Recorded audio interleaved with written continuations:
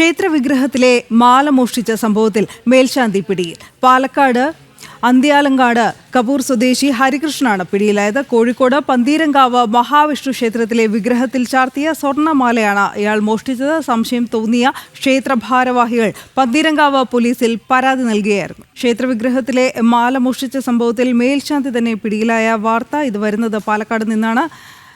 അന്ത്യാലങ്ങാട് കപൂർ സ്വദേശി ഹരികൃഷ്ണനാണ് ഇങ്ങനെ പിടിയിലായത്. കോഴിക്കോട് പന്തീരങ്കാവ് മഹാവിഷ്ണു ക്ഷേത്രത്തിലെ വിഗ്രഹത്തിൽ ചാർത്തിയ സ്വർണ്ണമാല മോഷ്ടിച്ച കേസിലാണ് മേൽശാന്തി തന്നെ പിടിയിലാകുന്നത്. സംശയം തോന്നിയ ക്ഷേത്ര ഭാരവാഹികൾ തന്നെയാണ് പോലീസിൽ പരാതി നൽകിയതും. ദിസ്ന സുരേഷ് കൂടുതൽ വിവരങ്ങൾ നൽകും. ദിസ്ന.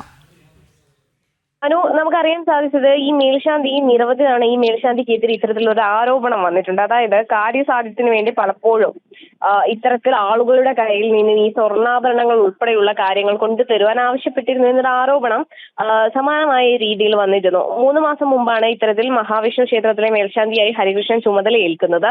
ഈ ക്ഷേത്രത്തിൽ വിഗ്രഹത്തിൽ ചാർത്തിയിരുന്ന മാല കഴിഞ്ഞ ഏതാനും ദിവസമായി കാണാതെ വന്നപ്പോൾ ഈ ഭാരവാഹികൾ തന്നെയാണ് എന്തുകൊണ്ടാണ് ഈ മാല ഇല്ലാത്തത് എന്നൊരു കാര്യം ഈ മേൽശാന്തിയോട് ചോദിക്കുന്നത്. അപ്പോൾ മേൽശാന്തി പറഞ്ഞൊരു കാര്യം എന്ന് പറയുന്നത് വിഗ്രഹത്തിൽ കളഭം ചാർത്തിയതുകൊണ്ട് അതിന്റെ അടിയിലാണ് മാല എന്നതായിരുന്നു. സംശയം തോന്നിയ ഭാരവാഹികൾ കഴിഞ്ഞ ദിവസം മേൽശാന്തിയെ തടഞ്ഞു വയ്ക്കുകയും കൂടുതൽ അന്വേഷിച്ചപ്പോഴാണ് ഇത്തരത്തിൽ ഈ മാല എടുത്തിട്ടുണ്ട് എന്നൊരു കാര്യം ഇദ്ദേഹം സമ്മതിക്കുകയും ചെയ്തത്. തുടർന്ന് പന്തീരങ്കാവ് പോലീസ് സ്ഥലത്തെത്തുകയും മേൽശാന്തിയെ ചോദ്യം ചെയ്യുകയുമായിരുന്നു.